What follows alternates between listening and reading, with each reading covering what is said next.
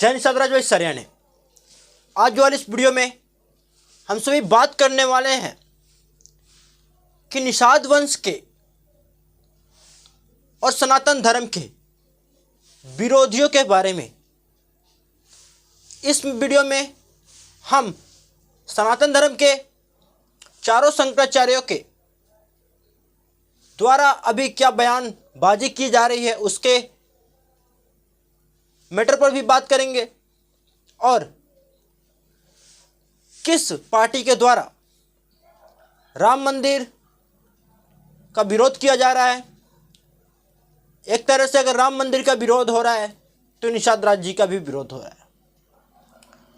किसने क्या कहा है और कौन से निषाद समाज के नेता राम मंदिर के सपोर्ट में हैं और कौन से निषाद समाज के नेता राम मंदिर के विरोध में हैं, सभी बातों को इस वीडियो में हम लोग अच्छे से जानेंगे। सबसे पहले बात कर लेते हैं कि निषाद समाज के नेता राम मंदिर के आखिर सपोर्ट में है या फिर राम मंदिर के विरोध। तो सबसे पहले तो हम बता दें कि जिस राज्य में राम मंदिर बन रहा है उस राज्य में निषाद समाज का उस सरकार में योगदान है जिस सरकार के द्वारा इस राम मंदिर का निर्माण करवाया गया है। तो ये तो कहने वाली बात ही नहीं है कि निषाद समाज राम मंदिर के विरोध में है। ये राम काल से निषाद समाज राम जी के सपोर्ट में था और राम मंदिर के भी सपोर्ट में है। आज कुछ नेता जो कि हिंदुओं का वोट उन्हें चाहिए, निषादों का वोट चाहिए, बट 75 साल हो गए थे, ना निषादों को उन्होंने सम्मान दिया और ना सनातन धर्म के लिए लड़ाई लड़ी। आज वे और उनका चेहरा पूरी तरीके से देखने को साफ साफ मिल जा रहा है। केवल कुछ समाज को खुश करने के लिए, मुसलमान वोट, ईसाई वोट को खुश करने के लिए वे आज राम मंदिर के प्राण प्रतिष्ठा में जाने वाले इनविटेशन को ठुकरा रहे हैं। साफ साफ उनका चेहरा देखने को आज मिल रहा है। और सपा के एक नेता जो बार बार बयानबाजी कर रहे हैं जिनका नाम है स्वामी प्रसाद मौर्य, वे बार बार रामायण को, रामचरितमानस को, वाल्मीकि रामायण को ही गलत ठहरा दे रहे हैं। अब बात को ध्यान से सुनिएगा, अगर वो रामायण को गलत ठहरा रहे हैं, अगर वो राम को काल्पनिक ठहरा रहे हैं, इसका मतलब यह है कि वो निषाद राज को भी काल्पनिक ठहरा रहे हैं। इसका मतलब यह है कि निषाद राज्य को भी काल्पनिक ठहरा रहे हैं, उनके साम्राज्य को भी काल्पनिक ठहरा रहे हैं और उनके वंशजों को भी काल्पनिक ठहरा रहे हैं। इसलिए ऐसे नेताओं के बातों पर ध्यान दिया कीजिए। और हमारे निषाद समाज के सिर अभी के यूपी में संजय निषाद जी फुल सपोर्ट में हैं। और हाँ, आज तक निषाद समाज को जो मिल नहीं पाया था वो भी आज सरकार में होने के बाद निषाद समाज को मिल रहा है।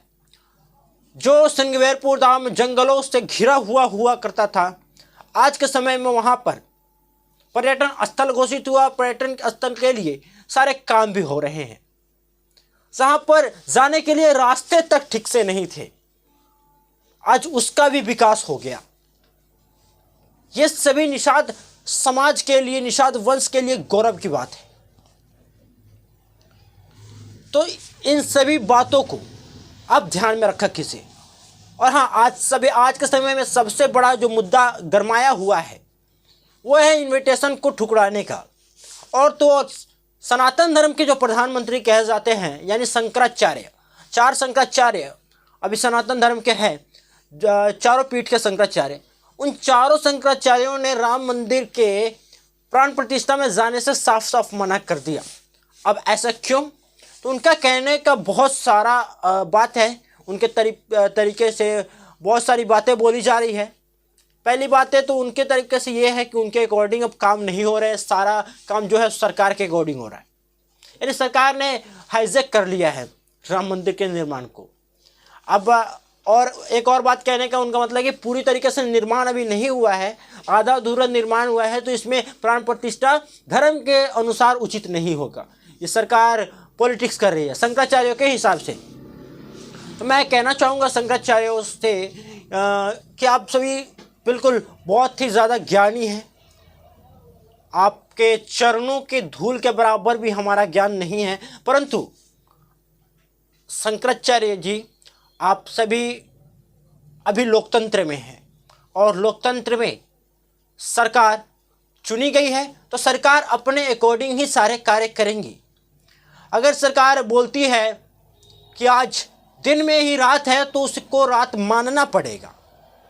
जिस दिन हिंदू राष्ट्र हो जाएगा और हिंदू राष्ट्र के अकॉर्डिंग और रामचरितमानस के अकॉर्डिंग जब सत्ता चलने लगेगी, संविधान के को नहीं माना जाएगा, उस दिन से आपकी बातों को गौर किया जाएगा, आपकी बातों को माना जाएगा। अभी लोकतंत्र है तो इसके हिसाब से ही चलेगा और सरकार को जो मन करेगा वही करेगा सरकार, तो आपके हिसाब से वो नहीं चलेंगे। तो अब बस आप इंतज़ार कीजिए जिस दिन हिंदू राष्ट्र बन जाए और संविधान के जगह पर रामचरितमानस और मनुस्मृति को लागू कर दिया जाए, उसके बाद से आप इस राष्ट्र के भी प्रधानमंत्री का दायित्व निभाने के लायक हो जाएंगे।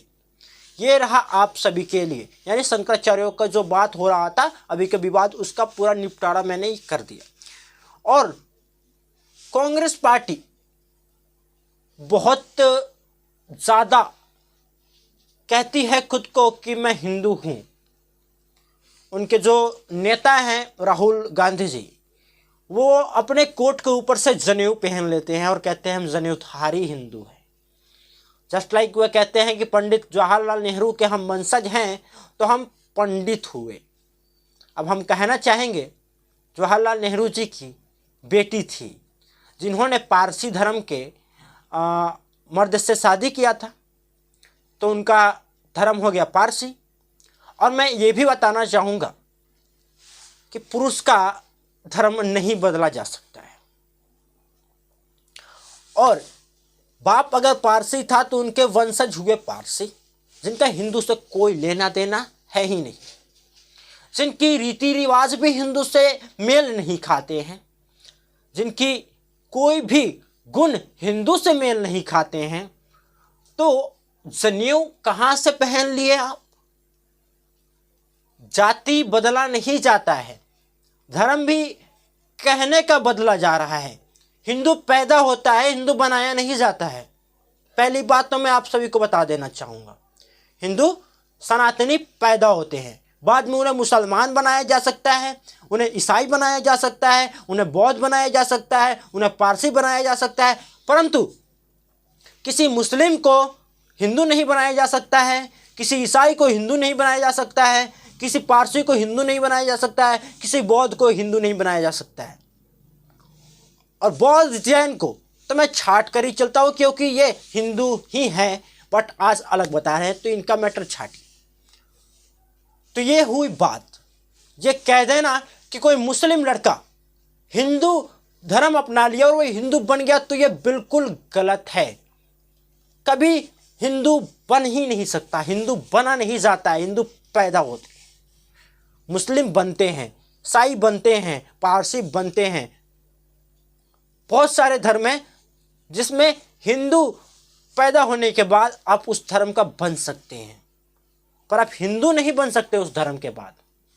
तो ये बोलना बिल्कुल गलत है। मैं तो राहुल गांधी जी को और उनके पूरे परिवार को गांधी भीम नहीं मानता हूँ, क्योंकि उनका टाइटल था गैंडी और उनका कोई संबंध भी महात्मा गांधी जी से नहीं था। वे पंडित जवाहरलाल नेहरू जी की पुत्री के वंश से हैं, तो कहाँ महात्मा गांधी जी बनिया समाज से और कहाँ पंडित जवाहरलाल नेहरू जी पंडित थे। वर्ण भी एक नहीं, जाति भी एक नहीं, तो गांधी कहाँ से है? केवल वोट बैंक की राजनीति के लिए आपने टाइटल भी चुरा लिया, टाइटल भी इस्तेमाल करने लगे।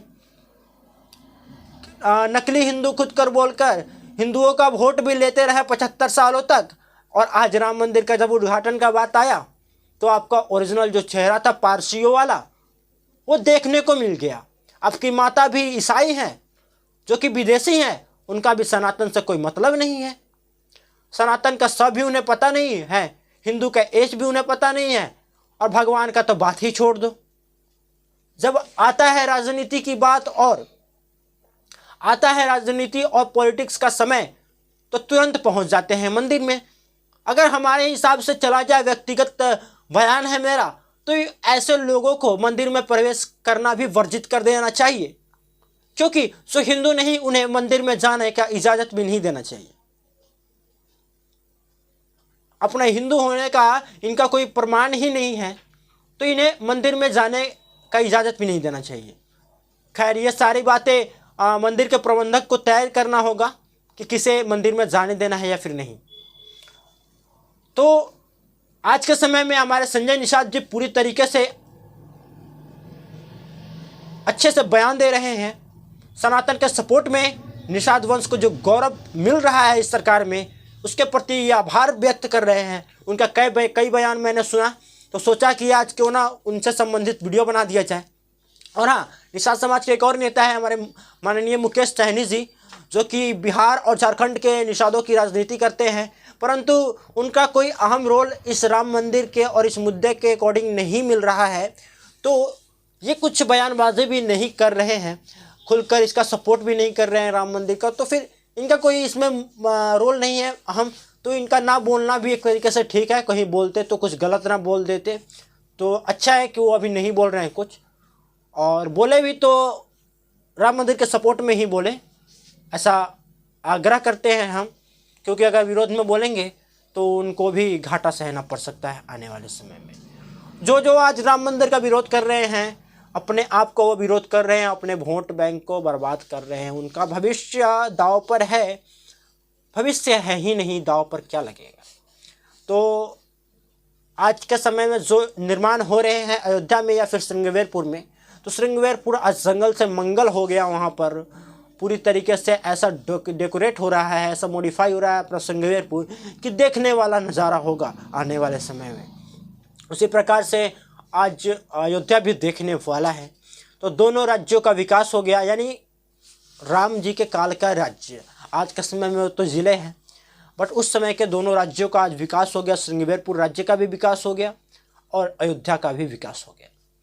तो ये सभी निषाद वंश के लिए, सारे क्षत्रियो भाइयों के लिए, सारे सनातन धर्म के लिए और सारे सनातन में विश्वास रखने वाले लोगों के लिए ये गर्व की बात है। तो ये वीडियो आपको कैसा लगा कमेंट सेक्शन में जरूर बताइएगा, और ऐसे ही निषाद वंश से संबंधित हर एक प्रकार की वीडियोज़ के लिए इस चैनल को जरूर सब्सक्राइब कर लीजिएगा, और ज़्यादा से ज़्यादा इस वीडियो को शेयर कीजिएगा और कमेंट में ज़रूर बताइएगा कि आपको कैसा लगा। धन्यवाद। जय निषाद राज।